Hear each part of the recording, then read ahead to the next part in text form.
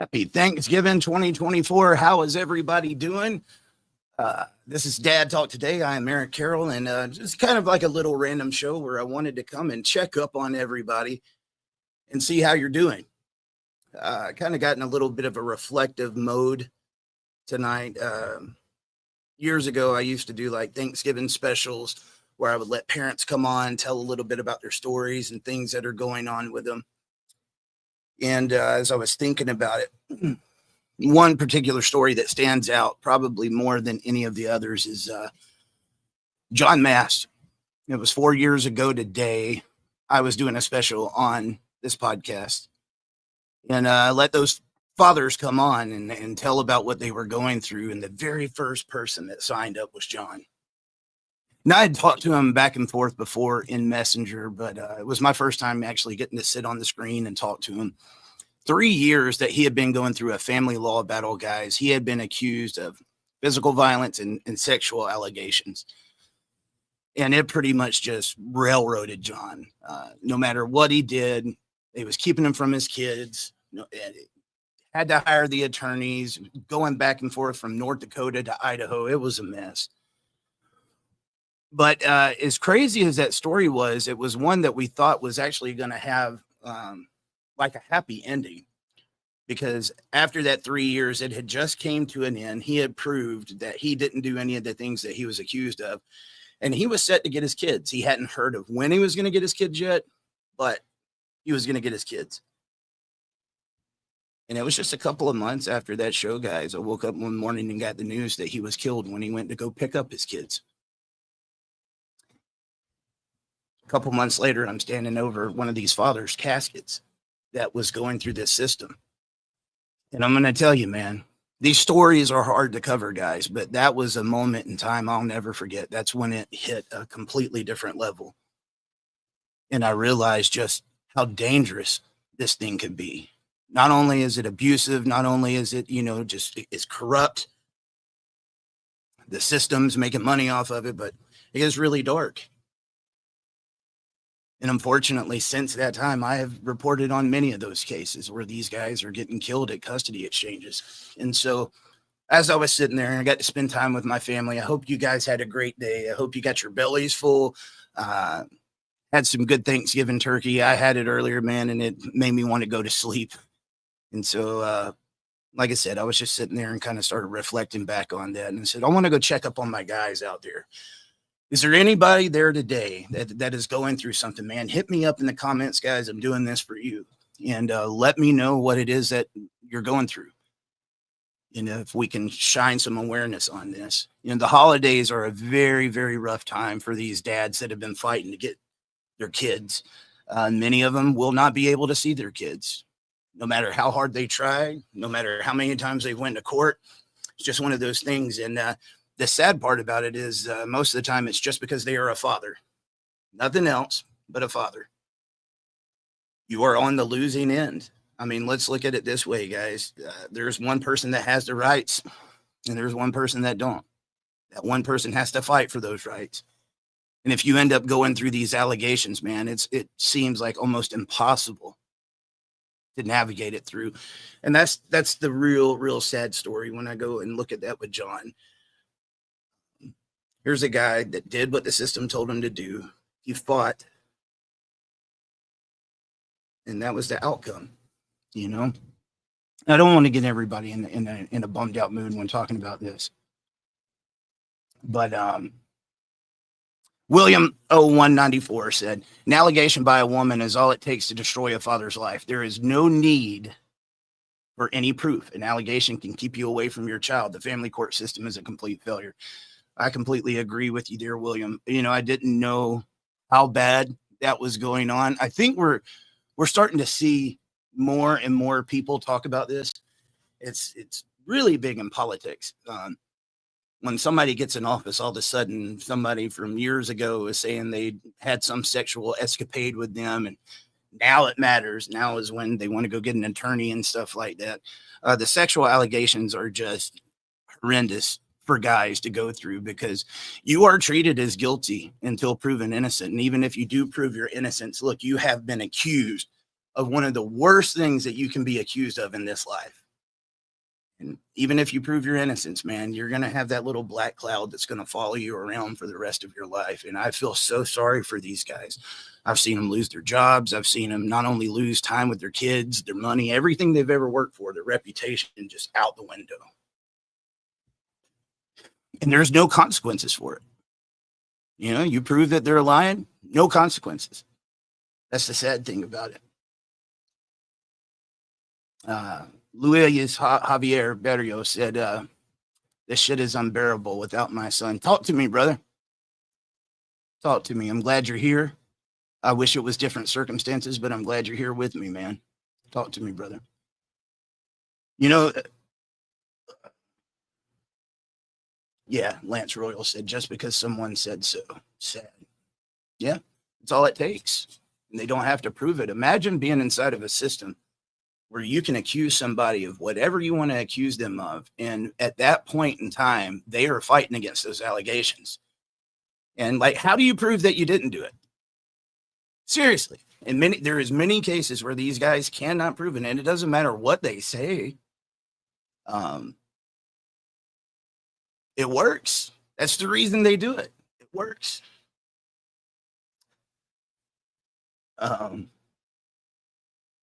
Somebody mentioned Diddy. I think that's on a whole other level there, man.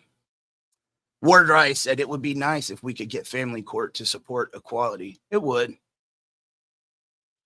And that is a deep rabbit hole that we got to work towards, man. Deep, deep one. There's a lot that's got to happen in those courts for that to actually come through. I think, you know, one of the new things, the reason I've been spending a lot of time on it, guys, the new silver bullet would be this trans issue. You know, I look at somebody like Jeff Younger, $1.5 million that he spent, and all because he doesn't want his son to get an operation at such a young age.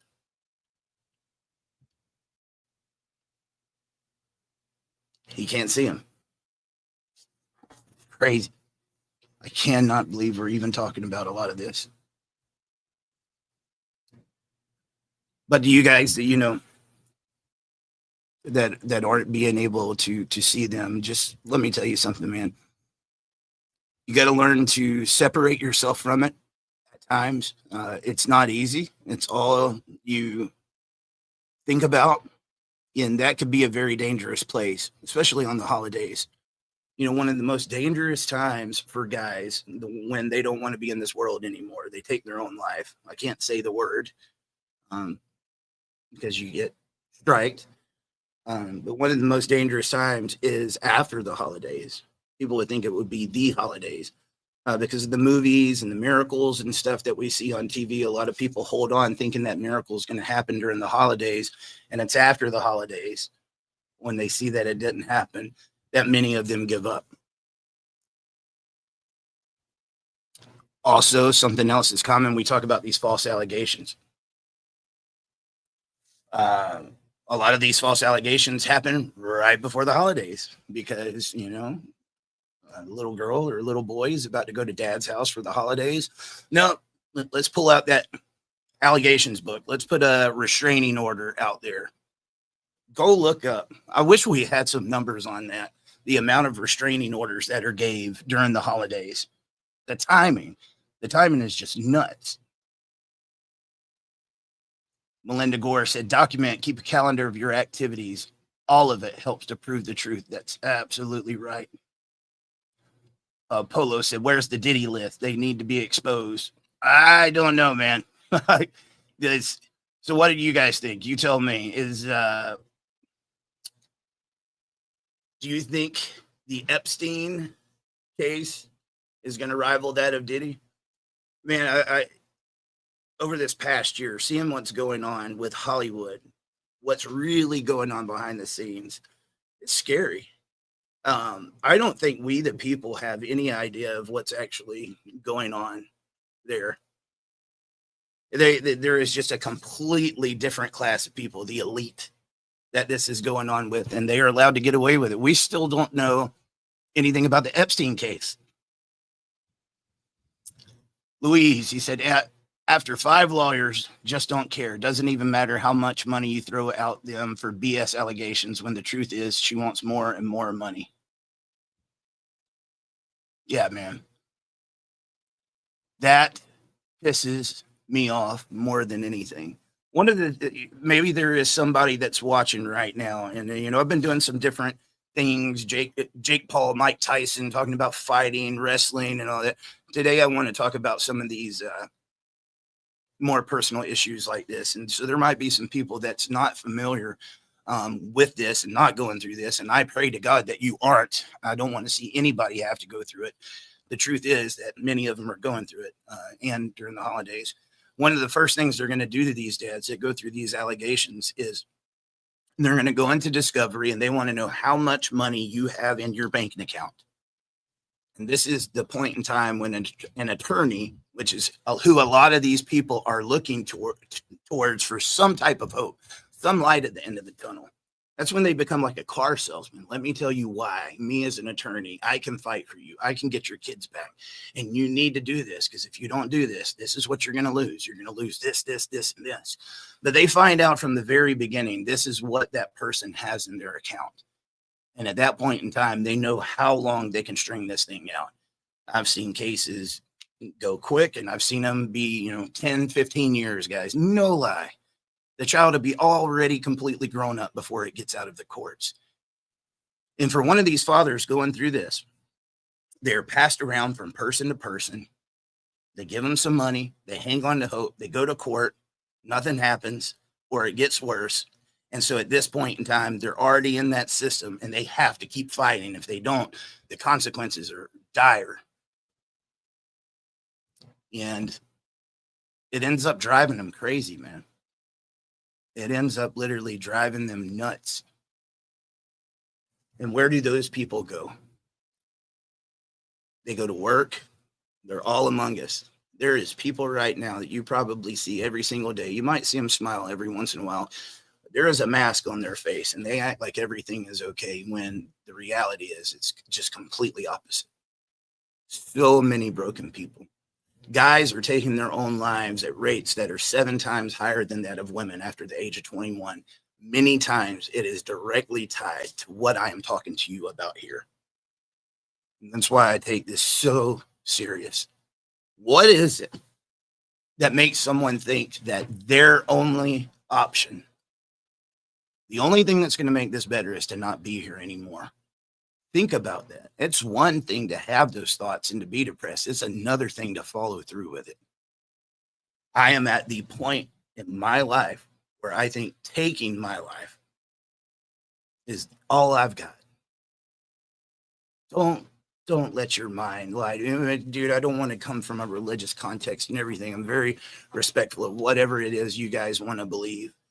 But there is those evil thoughts that get in there, and the seeds get planted and they start sprouting. Don't ever think that's your only option, man. One thing I could say is it's not popular. It's probably what gets me more hate as a platform than anything, but stay away from these attorneys. If you can, guys, stay out of the courts. It is your best option. Find a way. As impossible as your ex is to get along with, probably at times, make it your last resort to go to family court, because you have way better of a chance of seeing eye to eye with her than you do getting 2 attorneys that are there to fight over this money, and your kids and your money is going to be what drives this whole thing, and a judge that many times can be an activist, because that's what we're seeing. I mean, you guys see our political system right now. Our political system is just completely screwed up.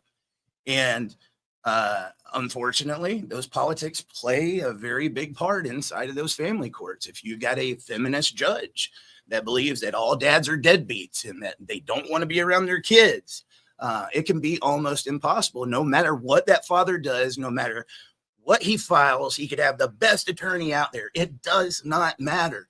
Again, the Jeff Younger case, I know how smart Jeff is. He's smarter than just about any other attorney that I've talked to. In that case, $1.5 million that he spent, it did not matter. He was going against an activist judge that was pro LGBTQ and gender affirming care.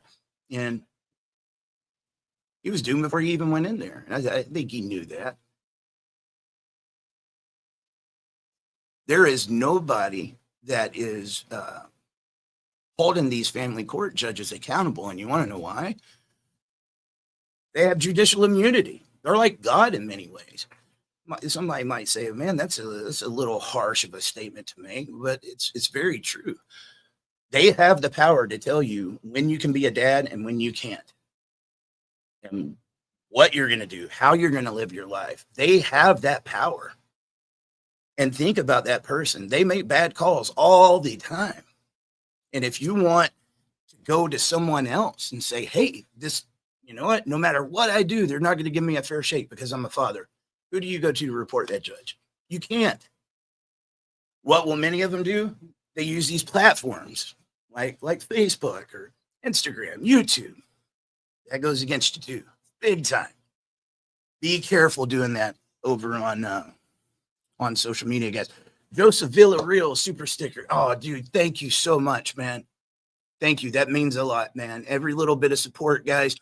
When you guys support me, that's the support that I've got to do what I'm doing right now. And so I don't get the mainstream media and stuff like that. We are fighting a cause that is bigger than any of us. I do not in any way think I am this guy that is going to be able to destroy this system by myself or anything.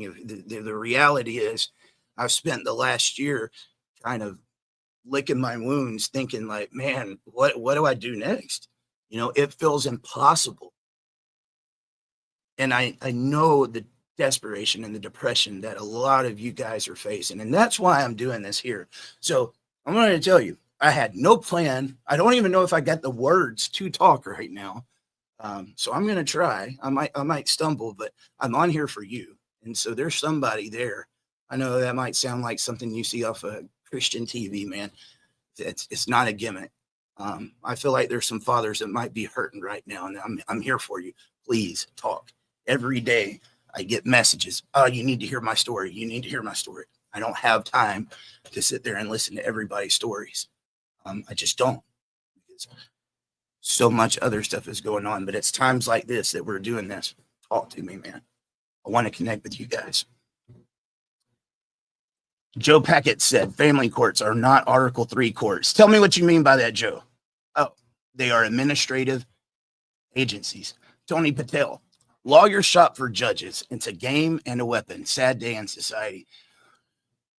So to play off of that, Tony, one thing that was told to me early on, you got to understand, when I started Dad Talk Today, my knowledge of this system, guys, if I can just be straight up honest with you, was zero. And even as I started the podcast, I have learned along the way. And so one of the things I was told very early on was, if you're going to pick an attorney, you need to go do your homework. There's websites like followthemoney.org, and there's several other ones that you can do like this. Put in a judge's name if you know where you're going to be going to court, and find out who that judge is getting their money from. Who is funding their campaigns? Many times it's going to be family law attorneys. Why would they tell you to do that? Because do you think maybe it could be because there is an attorney that has put money in this judge's campaign, and because that judge knows that's who helped them get that position, are they going to want to rule against that attorney? I think it should be absolutely against the law for anybody in family law to be able to give people donations, guys. That's what's happening. I mean, serious. The attorneys are funding these campaigns and turn right around after they win it and sit in that court. And that's who's, that's how they do their clients, man. There is no oversight, guys. There is no accountability in this thing. It is a circus. It is a circus. And it's got to a point, if you look at the fatherless statistics and how our kids are being affected by this issue right here, the fatherlessness, we've got to do something. We live in a very, very fast world. We live in a world that's got information unlike we've ever seen it. We got information at our fingertips, and there's so many issues that's going on. And this is one of those issues that if you're not going through it, you probably aren't trying to get out there and learn about it, right? It just is what it is. So most people have no idea this is going on. So how do we make them aware? We do what we're doing right here, right now. Unfortunately, many of them don't have any knowledge until they are going through it, and a lot of them end up here. And it's sad, man.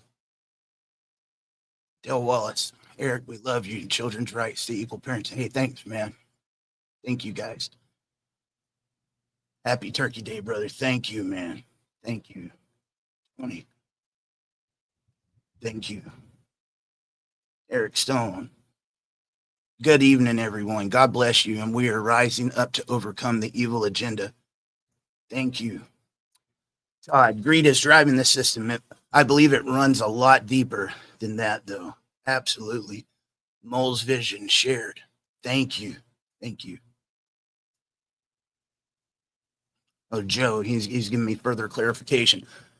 Constitutional violations, due process violations. If a statute of limitation deprives a party of a reasonable opportunity to bring a claim of adequately defend themselves, it may be invalidated. Gotcha, man. Gotcha. Todd, we've got knowledge with evidence being destroyed so they can stay in power. They have the perfect system, guys. They have the perfect system, and they absolutely know what they're doing.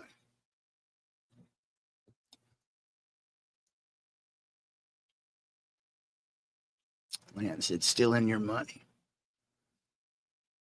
Love you, brother. You're a hero. It's people like you that have given hope to these who feel broken. Dude, thank you. But I take that serious. Thank you. You know, I look at, again, 4 years ago, guys, it was John sitting on the screen with me. And that day when I interviewed him, I'm very mindful. And one of the reasons I don't do more stories on podcasts, because I don't want it to hurt that person in court. A lot of these guys just want to feel heard, like nobody's listening to them. So they're just looking for somewhere to feel like I feel a part of something with people who understand me. And I get that. But a lot of it ends up being used against them in court. So you have to be very, very careful. In John's case, he had just won. He was just waiting to find out when he was going to get his kids. So the last thing I wanted to do was put him on screen and give them any ammunition to this guy. So I had him off screen. You could hear his voice. And it's so weird, dude. The way that I said tonight that I felt like I need to get on here. Somebody needs to hear this, right? I can't remember the exact number. I want to say 20 or 30 parents that came on that Thanksgiving special. John is the only one I did this with. After he interviewed that day, something said, you need to talk to this guy. And story wasn't much different than, what everybody else was saying. There's a lot of people that was going through situations just like that, some in a lot worse. But I brought him on the screen. I turned the video off and was like, hey, man, I want to sit here and talk to you for a second. Who would have knew that just a couple of months later, he would be losing his life? If he had not had that opportunity, I wouldn't know now. I wouldn't know it. And here it was. It was a guy looking for hope, man. I mean, after he died and people go back and listen to the story, they're like, oh my God, this is horrendous. How did they allow this to happen? But they weren't doing that before. I wish there was a way to really get this out to the masses before we have these tragic cases happening, guys.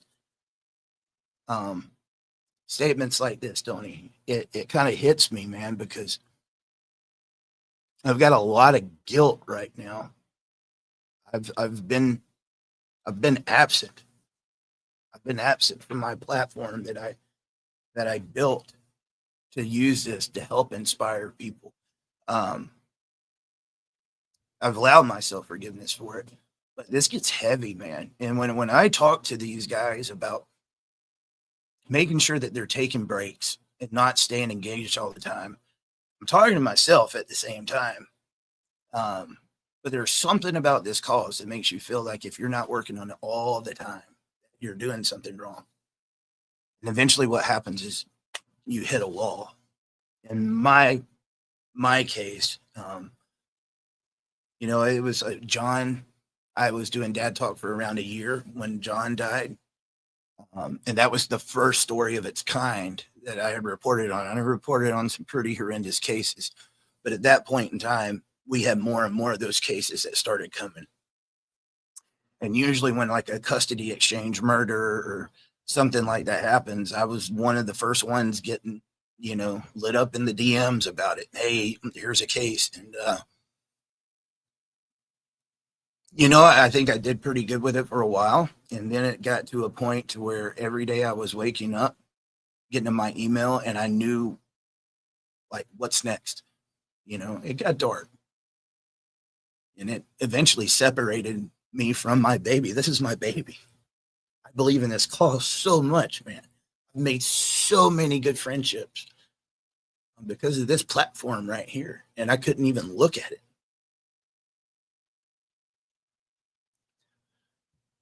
And you would think this would be one of those issues that people would see it and just want to get involved. It is really hard to get the attention on it like we need.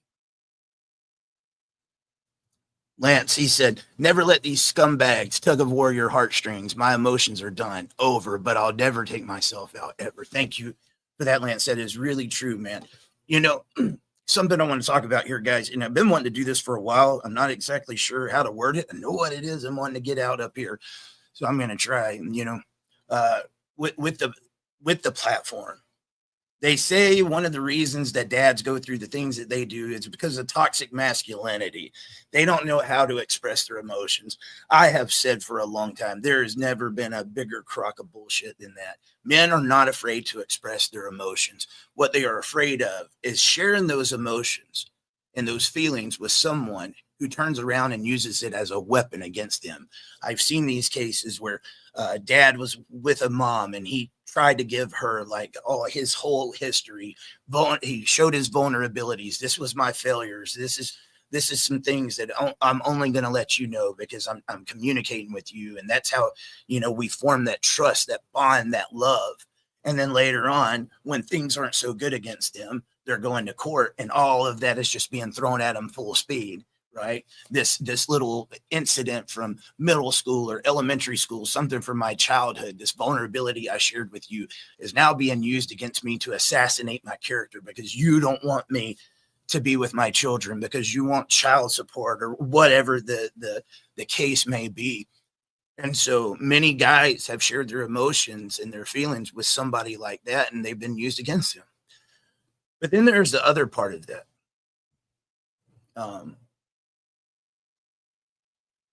You got to be careful, not just who you share your emotions with, but how much you are led by your emotions. Don't be led by your emotions, guys. Think about this. When you're upset, you have like a big blowout at work or accident or whatever it is, and that blood's pumping and that testosterone and everything's going.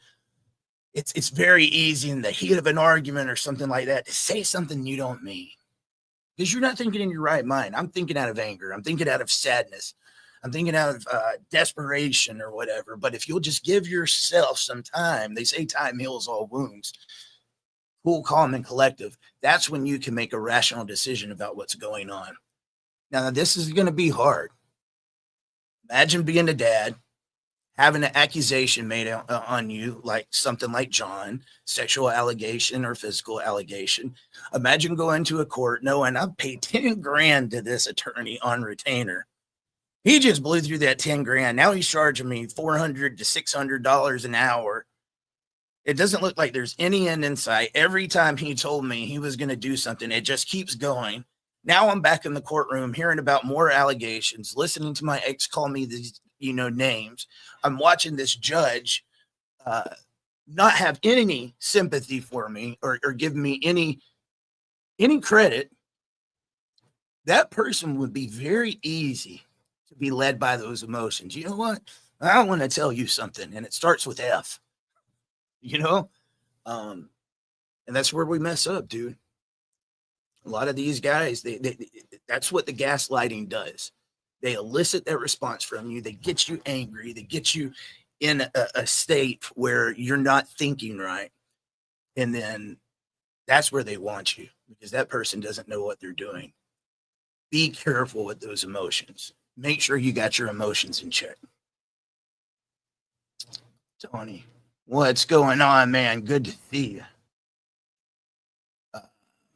Tony Patel, a lot of men are beaten dead, far from deadbeats. Oh, that's true, man. That's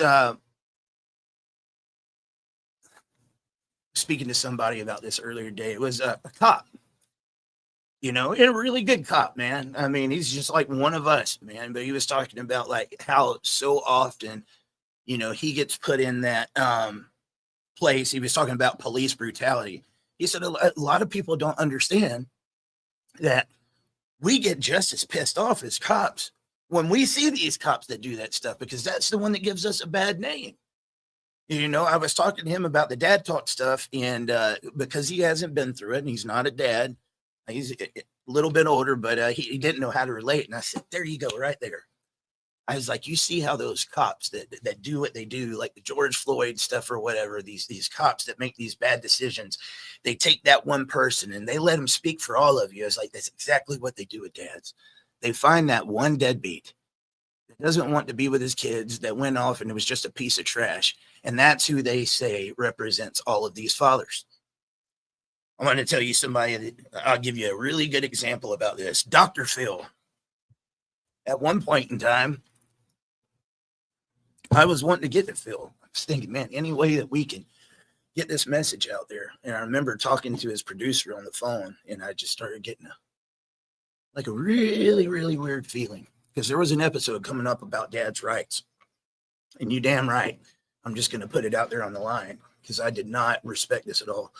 There was a lot of my colleagues, man. Dr. Warren Farrell was on there. They had Casey J, the one that made the red pill. If you guys haven't seen that documentary, go watch it on YouTube. It's free. One of the best documentaries made about like father's rights, men's rights stuff. And they had some of the best experts on there. And that day, when it came time for like the father's rights, men's rights side to speak, they got this guy, it's gay, that hates all women, think that men should be in control of everything. Just like the most, I hate this word and I don't ever use it unless I'm talking about the people that get on my nerves with using it. But if there was someone that was misogynist, it would be this guy. He hated everything to do with women. Like they were trash. They have no place in life, basically. And they use that guy as like the voice for men's rights. I'm like, you got Dr. Warren Farrell here, one of the most smartest men I've ever seen that can speak on behalf of men. Yeah, Casey J, you got a number of people over there that I think could represent this. Instead, you're letting this guy be the one that speaks. And at one point in time, you can see Warren. He started shaking his head. I'm like, how are they allowing this to go on? And then right after that, never let them get a chance to speak or to re-clarify. He has a little poll at the end. Do you actually think men are being discriminated against or don't have as many rights? I forget exactly how it was worded. And the majority of the audience all said no. And that was the type of media that we get as men. And that was the day I lost all respect, man. All respect. The deadbeat is the one that they try to paint for all of us. It was a long way of saying that. If you go and you look at the image of a father on TV, they're always going to have the bumbling idiot that doesn't know how to take care of his kids, doesn't know how to take care of himself, always needs a woman to tell him how to do everything. I mean, it's obvious. It's blatant. They've been doing that crap for years. Anyway, I need to get back to some of these.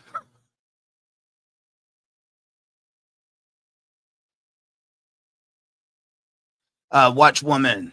Deborah, Jesus is the way. Is this live now? If so, my first time with you all live chatting. I've been following the Jeff Younger situation for a few years, telling people about it here in Idaho. I know the CPS is insane.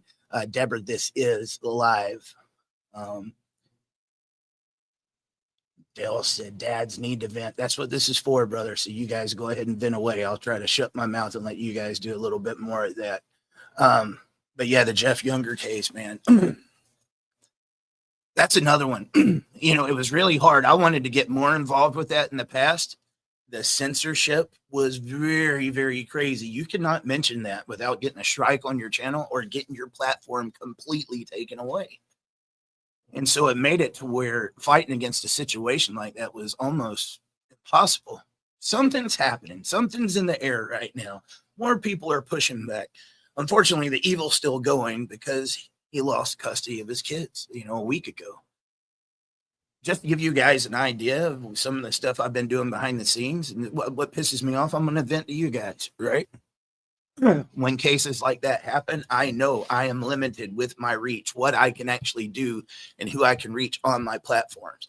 They are decent sized, but they have their limits. So I want to make sure that message gets out there. We're talking about a kid having a permanent surgery done at such a young age. Should never be happening, man. Should never be happening. But I spent that whole last week reaching out to different outlets, conservative outlets or anybody that would, fight back at this message. And nothing. If you could see the amount of people when you tell them they don't like the situation. They think it's a travesty. But I can't talk about that.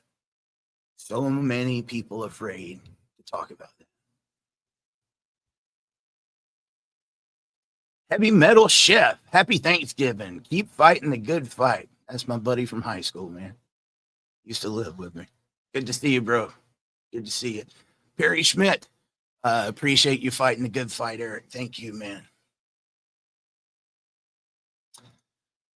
People that touch our lives don't show up by accident. You're the man to chose to do what you do. Thanks, man. Joe, your collaborations with Dwayne have been very good. Now, which Dwayne? You spelt it with a U, so I'm guessing you're talking about Dwayne Roberts over on DSD on YouTube. And guys, I don't know. I haven't talked to Dwayne in over a year. We haven't had time. But if there's any of you guys that are ever feeling down and just going through that divorce and those issues and depression, he's got a really good channel called Dad Surviving Divorce, DSD. But also have Mr. Dwayne Ward, who's fun. He brings that nerdy element to it with his Transformers and stuff in the background. I like having people like that on because it just helps me have someone to bounce on. Because if you haven't noticed, sometimes I can get a little worked up and I have to tone it back down a little bit. So L. Carlton, Walker Cross. I think we can get the attention we need if we get the military involved because the family court is not following the 14th, 6th, and 7th Amendment that every single veteran gives an oath to defend, and some gave their lives. There are more military and veterans than lawyers and judges. Dude, the military has been having their ass handed to them for years now, and it's sad knowing how they get treated after they fight for our country.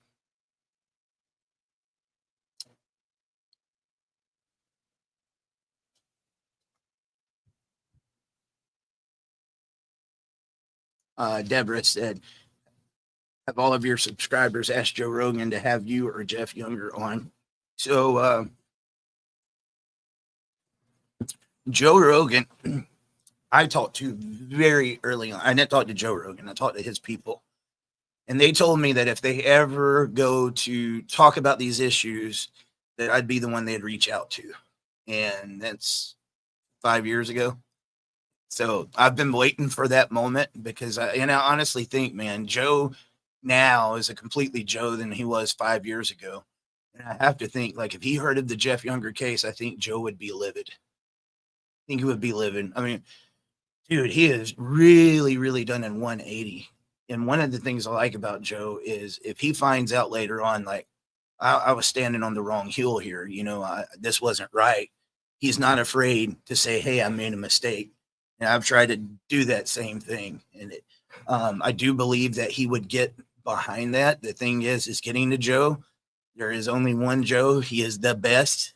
When it comes to this, I've never seen anyone that can have 3 and 4 hour conversations with the variety of guests that he has. And originally that's what I was wanting to do here. I was going to talk about family law and parental alienation, but it was going to be a little bit, more spaced out. Eventually it became what it is today. And I am about to, like I said, try to introduce some more variety to it. When it comes to a podcasting host, man, with the knowledge that he's got and the audience, guys, and he deserves every single bit of that audience that he's got. He works hard. But I do think if he knew there was a kid that could go through castration, it's hard to even say those words, guys. 12 years old, castration, puberty blockers, hormones. This is a real thing that we're talking about here. I think he would get behind it. Let's see there, when I talk about taking breaks and then feeling guilty because you're not working on it, every second that I'm not on here and I'm not working on something, and I know that there is a possibility that there is a parent that might want to castrate a child and pump them full of hormones, alter their lives. Yeah, there's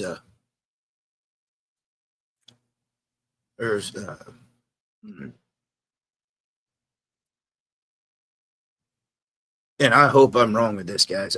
I hope I'm wrong. Yeah, I've been saying this for a while. I think that is the next big thing about to hit family law. And I think it's going to come and it's going to rocket like a hurricane. It's going to become the new false allegations. And when I don't think people understand how strong that movement is, they are the minority. They're the minority of a minority. It's a small group. But when they organize well. They show up. Channels like mine, they showed up the other day trying to call me all kinds of names. It's okay. I'm a big boy. I can take it. But when I saw how they organize, it is crazy, man. And getting around the country, seeing like where it's at. There's people that still think this isn't really happening. I even had some of the pro-trans advocates on here the other day saying, you can't name a single person or a single kid that this has happened to. Yes, I can. And I'm planning on getting a few of them on. I'm in the process of that. Detransitioners is what they call them.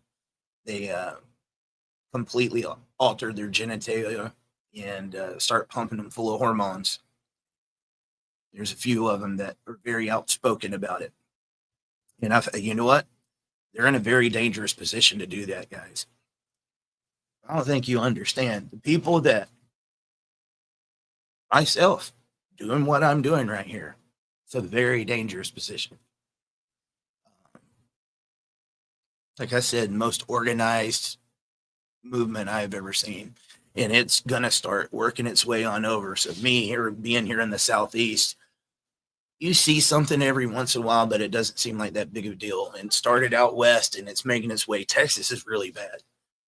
Texas is really, really bad, which I know that they passed a law there. It's like Jeff said, look, they passed the law in Texas to ban these surgeries. All they did was allow her to go to California. Just because you get a law passed in a state, it doesn't mean nothing, guys. And this is what I tell like the shared parenting community.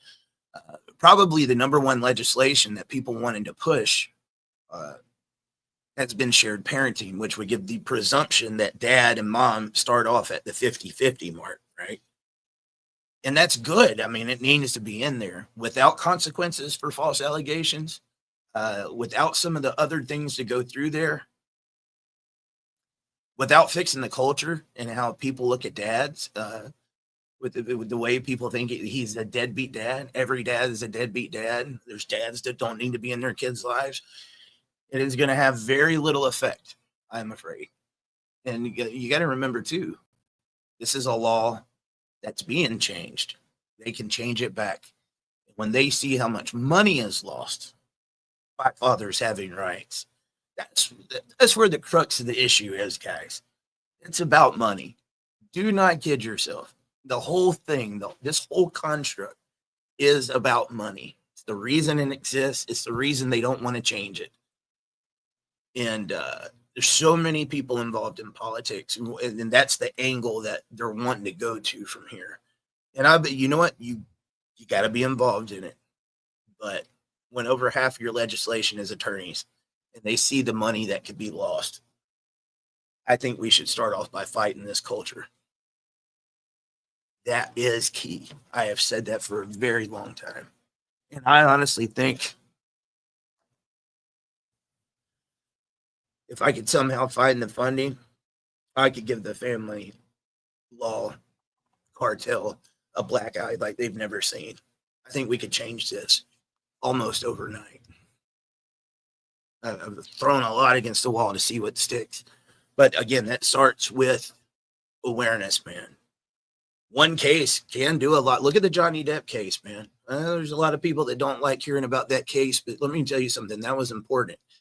When something goes in the news and you can relate your issue to it, you better hop on that. And that was one of those cases where we saw, I think the most damning thing was that recording from Amber. Go ahead and tell them I hit you, Johnny. They won't believe you. You're a man. Man, we should be using that everywhere. That was the most honest thing she has ever said. It's very true. Joseph said they should really push for prosecuting for false allegations and parental alienation. My personal opinion, society has to demand better by our political representation. Dude, why would we not think about that, guys?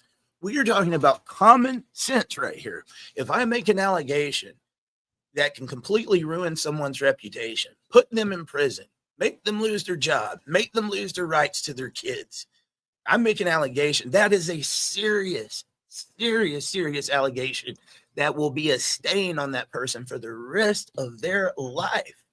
It takes a cold-hearted person to do something like that. Shouldn't there be a consequence? And I'm not talking about a little consequence. I think the consequence should be, first off, your ass needs to be sent to prison. You need to pay a fine. And if you did it inside of a custody battle, you need to lose rights to your children. And if you get out of prison before you see your kids, you're going to have to go through some classes. We got to make sure that you're healed from this and that you're never going to do anything like this again. And it's cases like that, guys. That's what the family court should be here for. Because the other side of it is there are kids that physical and sexual abuse is happening to. And they need someone to step in. They need a child protection services. When the family courts and child protection services are involved in cases that should have never been in there, it's taken away from the real work they were supposed to be doing. And unfortunately, because of how far it went from its original mission, I think it needs to be completely shut down and rebuilt. It's going to have to be.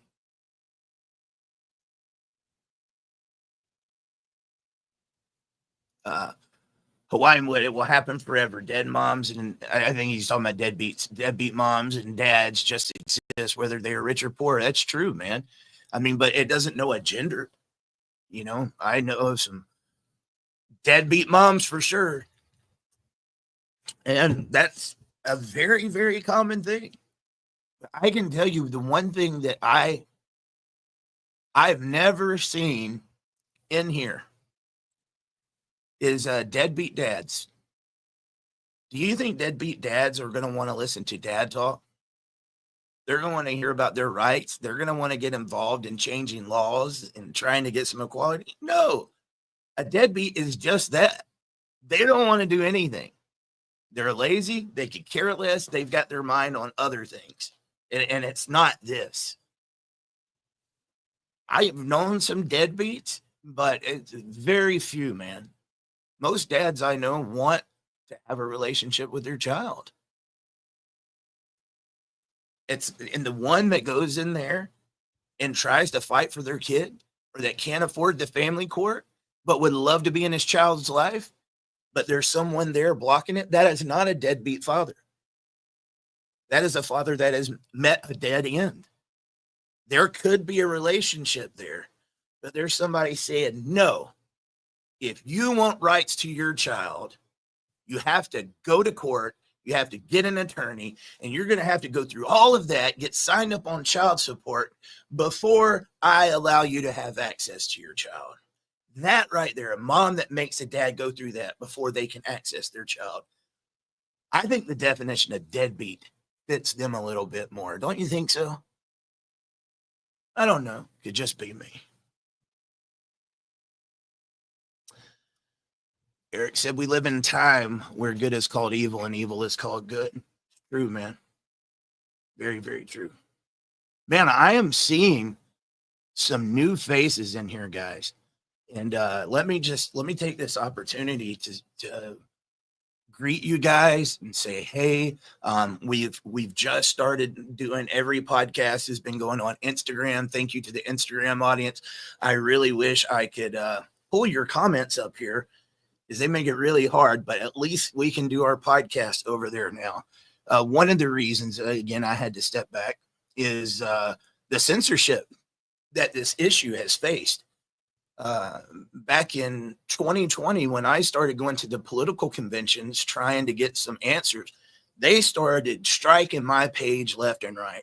I went from my reach being here all the way down to here, went from thousands and thousands of views down to hundreds, and sometimes not even that. For this past year on the Facebook, that's why I'm not even streaming to Dad Talk on Facebook right now. I'm just doing it on my personal profile, which is crazy. A profile with like 40,000, getting more views than the one with 500,000. It is what it is, man. But they marked a image that was like a playful image, saying that it had something to do with someone taking their own life. It absolutely didn't. But if you have anything like that going with Facebook, they make it impossible. But when they did that, the reach went to next to nothing. And I was like, I'll be damned if I'm going to sit there and do this. But because I can access the audience over there on Instagram, it's made it to where I can connect with the viewers again, which is why I've been getting more out there. But the censorship is real, guys. It really is real. I would say to the father's right space, we're going to have to find some ways of organizing outside of these social media groups, because I know of so many advocates that start building a following and like an organization through this social media, and then one day it's gone. You got to rebuild it. How do you get in touch with your people? You know, and people follow you because they want to get your stuff. And so when they follow you in that platform does not give them your stuff, it makes it a little hard. The things that need to be said the most, a lot of people don't reach it. When we have a kid that is about to be castrated and pumped full of hormones, and we need our people to know, hey guys, it's time to sound the alarms, we should be able to reach them. They've made it almost impossible to do that. So I am working on it. Oh, well, thanks. I'd love your hair, bro. Thanks, man. You like that?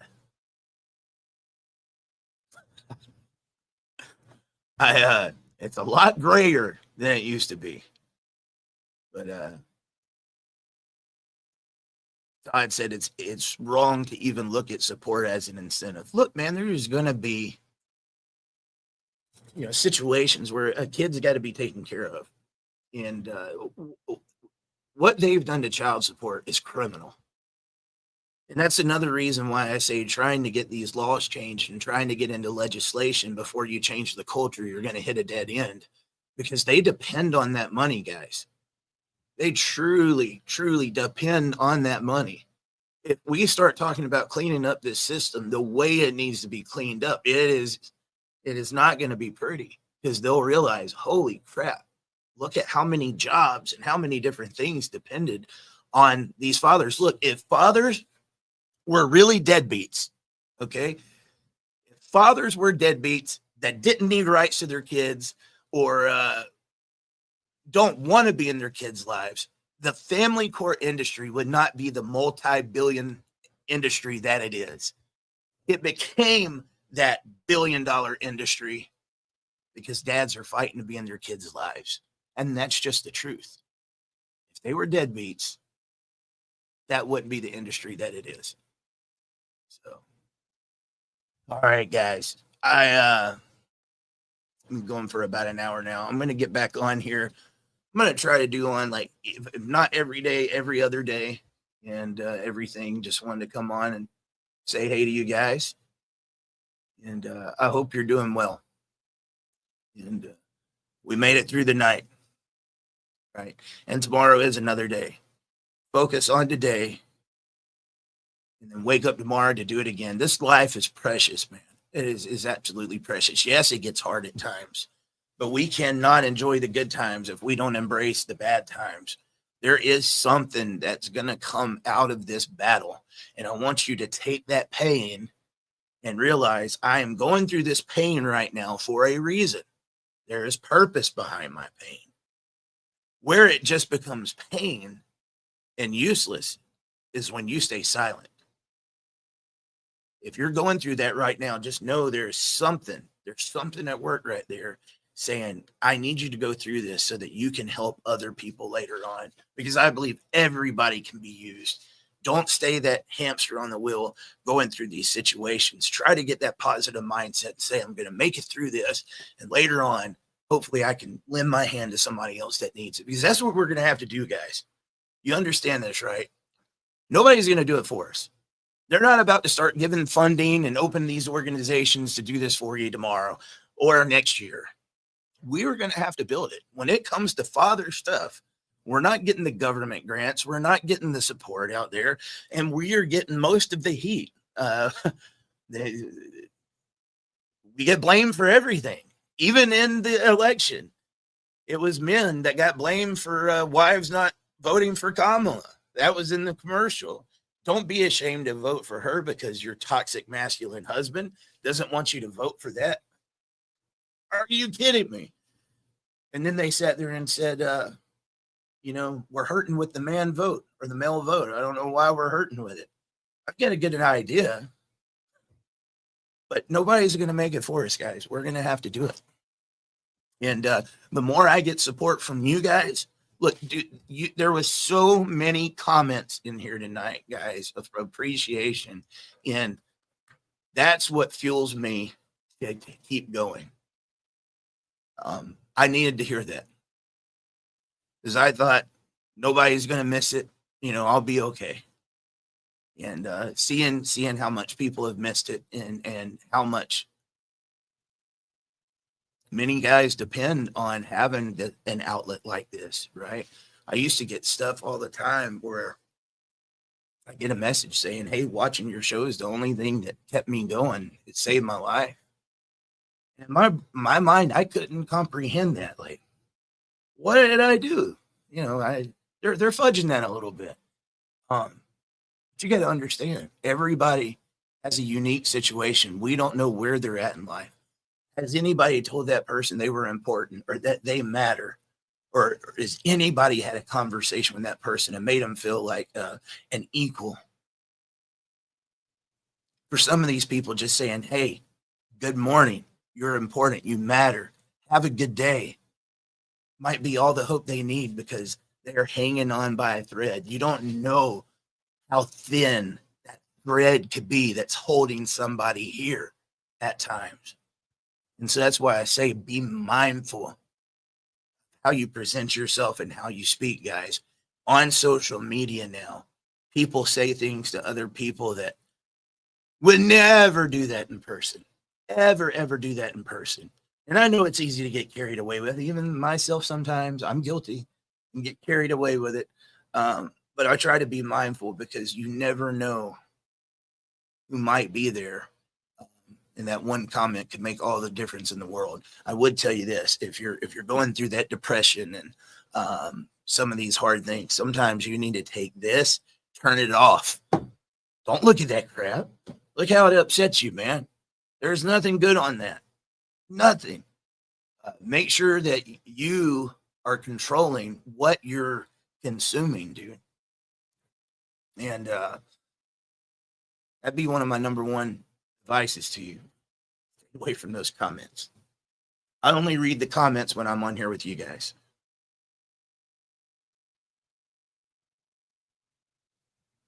I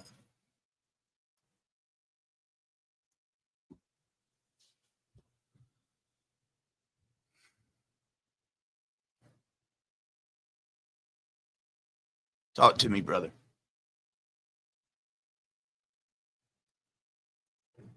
I was about to leave, but nope. I told you guys from the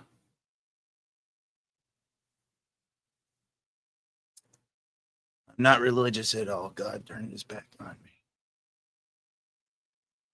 Talk to me.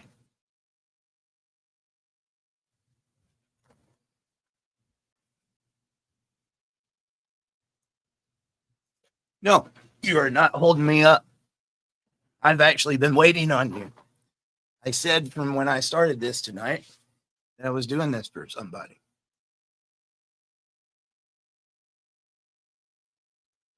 Crippling loneliness. Absolutely. Absolutely. Dude. You don't have to say anything else now. Let me put this. You can comment afterwards. So it was this time of year, 2016, man. It seemed like, I don't know what you guys ever have those periods in life. It's like you don't just get one obstacle that comes, right? It all hits you at once. It's like, can anything else happen? Yeah, it can. 2016, I'm playing basketball with my nephew. I thought I was like Kobe Bryant, man. I was spanking his ass, and he's like 13, 14 years younger than me, and this old man was showing him up. And I went to do a layup and pop, fell on the ground. I couldn't stand. I tore my ACL. Oh man, it was one of the most painful things ever. But up until that point, I had my bills paid, I had a good job, everything, but my ACL. And as a man, you want to know what the first thing I thought of, Ben? Is I thought, I'm not going to be able to go to work. I'm not going to be able to pay the bills. And it's first thing, not the pain I'm in or anything. And I'll never forget that day. I don't like talking about the personal part of it much. I don't talk about my story much, but I want to share something with you, okay? Doing this for you. My nephew was there, and then the rest of my family came up. They was crying because I couldn't stand it. It was bad, man. And then somebody told him to go get my wife at the time, right? And I'll never forget this, dude. I'll never forget this as long as I live. She was staring down at me in no empathy, no compassion. It was, what do you want me to do about it? I was like, dude, that was one of the coldest things I've ever felt in my life. It was that point, like something's going on. Because my nephew ended up taking me to the hospital that night and getting me checked out. But I started finding out, long story short, there was an affair going on. It had been going on for a while. So I ended up going through a divorce, my knee messing up. I was living paycheck to paycheck, dude. I wasn't eating. I wasn't sleeping. I was a truck driver, and I had to be at work at 3:00 in the morning, and it took me an hour to get to work. So I was like leaving my house at 1:30 in the morning, not eating, not sleeping. There would be times like I would fall asleep at red lights. It was dangerous. I couldn't tell them because I'm going to get in trouble, right? And then I couldn't take off time because I had to. Now it looks like I might be about to go through a divorce. And so it was one of the days I decided to eat. I hadn't eaten like a week. And I was like, man, I'm going to go get me some food today. And I just got paid, right? When I went to pay for my food, my card got declined. I was like, that's not right. I just checked it. Do it again. And did it like 3 times. I was like, sir, you've got no money in your account. This is just like an hour or two after I had just gotten it. I was like, what is going on? I ended up calling my bank. Somebody stole my card and went and ran $50 transactions back to back at Walmart until I was completely wiped out, dude. Got my money stolen from me. Got this going on with my knee. It's with ex, and it was lots of other things, dude. My whole world came crumbling down, Ben. And I did everything I could to keep my marriage together, even after finding that out. I should have left a lot sooner, but I never wanted my kids to look at me and say, what happened? And me not be able to tell them I did everything I could. To this day, I can tell you I can do that. But I remember after that, going through that divorce, you know, my life up until that point was working, coming home, spending time with my wife and my kids. And I'll never forget that first weekend, man. We went to mom's house. I've got this home that we had just bought not long before that, big home. It was meant to have a family in there. And it was so quiet. Usually have toys on the floor, sitting down at the dinner table cooking. It was just completely quiet. My kids wasn't there. I'm sleeping in the bed alone for the first time in 10 years. That loneliness kicked my ass, dude. It hit me. Have you guys been through that?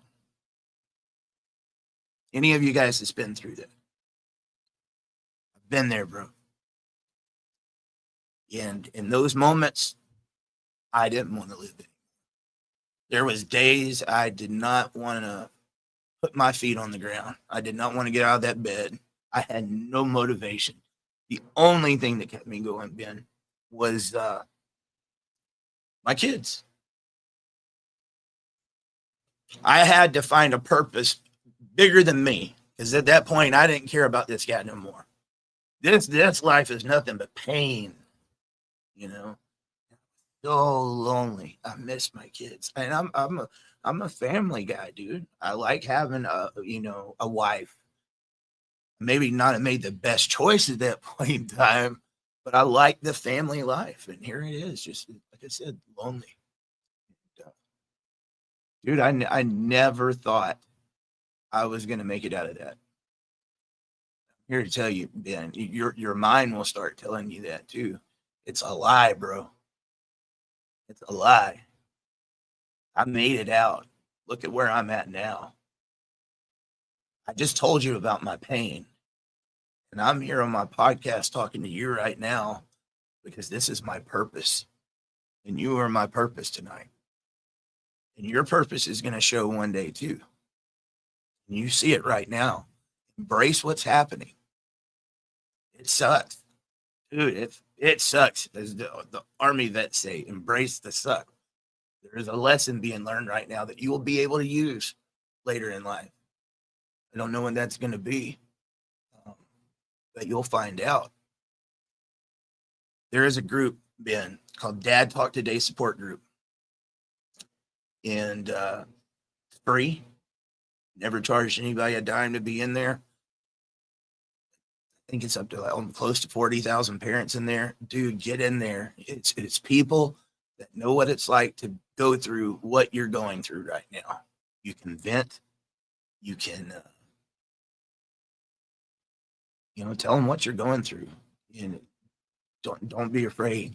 Just get in there. And I commend you for doing what you did tonight, because that was the reason I made this thing, Ben, is when I was going through what you're going through right now, I wish I would have had somewhere to comment in and do what you just did.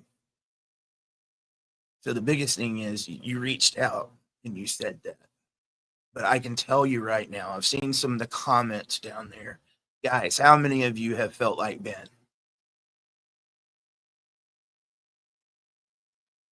We know where you're coming from.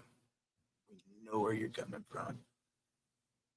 But I wish I could tell you when this show is going to be going. I never know. It was spare of the moment thing tonight. I felt like somebody needed to hear this. That's what I said at the beginning of the episode. I feel like there's somebody out there I need to talk to. I didn't know. Well, I guess we found out why. But just watch out. Be on the platform, man.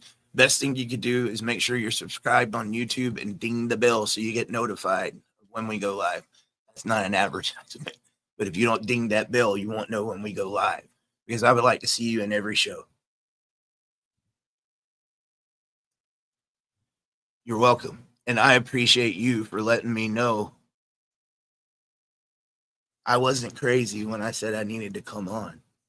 Go back and look at it before you got here, man. I'm telling you, it sounded crazy. It sounded like one of those TV preachers. There's somebody out there right now. But you know what? I'm not done yet. I'm not done yet. Feeling like God doesn't love you or he's not with you. Now, I'm not going to be able to sit here and tell you that, thank you guys. I see what you're doing down there, Eric. Anybody that would be willing to speak with Ben, let him know. But, dude, I grew up the son of a pastor. And you want to talk about a family rich in ministry? It wasn't just my dad. My dad's dad, my grandfather, he was a retired minister. My mom's dad, retired minister. My uncles, cousins. I came from a family of ministry, dude. Like, I had to go to church all the time. Sunday morning, Sunday night, Wednesday. They would run revivals. We'd have to go every night of the week after I got out of school. And I always told myself, man, once I hit 18, I ain't going back. And there's a lot of truth to that. I've been a few times since then, but, and I'm not going to tell you I'm a very religious guy. I feel like there's something, but I try to be respectful of that. But if you had that relationship with God and you feel like he's left you right now because times are hard, it's all in your perspective. I look back at those moments I was telling you about when I didn't know why I was existing at that point in time. And if you would have asked me right then, could there be light at the end of the tunnel? Nope. Will I ever be happy again? Nope. Will I find someone to love again? Nope. Is this going to be put back together? Nope. I would have said, okay, I can wrap it up right now because it's just never going to happen again. Whether it was God or what, I had to go through that to be where I am today. I would not be able to relate to any of you guys if I didn't go through that season. I wouldn't. And the pain sucks. I still go through that pain. But I can tell you doing what I'm doing right now, it definitely makes it feel better. I don't share much about my story. I never have because this is not about me. I've done it very few times. And I think it got to a point because I didn't talk about my personal story. People thought that I don't know what it was to go through it. That's not it. So I shared it a few times just to let you know, like, yes, I do. But there is so many of us out there, Ben. There's so many of us out there, dude. And don't think that this is like unique or anything. Loneliness sucks. And if you got that relationship with God and you feel like, right now he's just gave up on you and he doesn't love you, I would say that is a lie. But there's a message in there somewhere and you need to find it, comprehend it, and embrace it.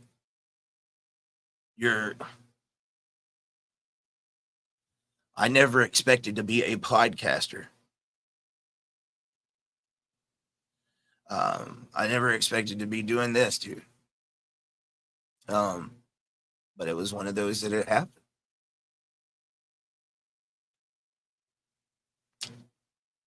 Man, get in there and talk to one of these guys. Yeah. Emotions can be, when I talked about emotions, man, you might just need a distraction. You might just need a distraction, something that just gets your mind completely off of it. That's another thing. Like, if this is one of those things that it makes you go through more pain listening to it, then you need to get away from it. There might be some people that need to get a distraction and not need to think about that. And that's one of the reasons I'm wanting to switch up episodes and do other stuff. there's somebody there that this has became overwhelming for. Last thing I want to do is them come over here and get focused in on it even more, you know. So it's finding that balance. Anyway, guys, somebody would like to talk to him. I'll pray for you, man. All right, guys, we'll see you a little bit later on. I'll be back sometime later on this weekend.